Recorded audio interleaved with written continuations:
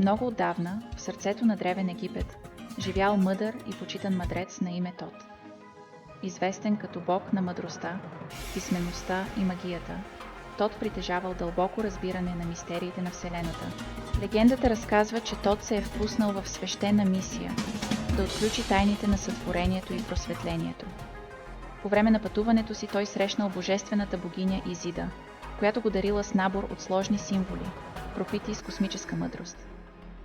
Вдъхновен от мъдростта на Изида, Тот изработил първия набор от карти Таро, като всяка карта представлявала аспект от човешкия опит и универсалните закони, които идвали от космоса. През вековете, знанието за Таро се разпространило над Лъш и Нашир, намирайки своя път в ръцете на мистици, учени и търсачи на истината. Всяка култура, която се е сблъскала с Таро, е добавила свои собствени слоеве символика и интерпретация, обогатявайки широкия свят на Таро. Днес наследството на Тот и Изида продължава да живее във вечната мъдрост на Таро.